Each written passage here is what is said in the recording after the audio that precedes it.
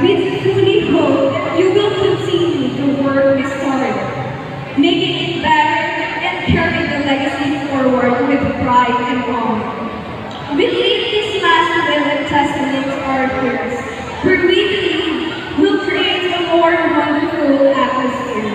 It will be a privilege to carry on the circumstances, obstacles, hardships, tears, achievements, events, and laughter we shared and laid down. May you, the juniors, work hard and continue to strive for the achievements. We might leave you behind, but we will forever be proud of the place where we all started and hold assignments.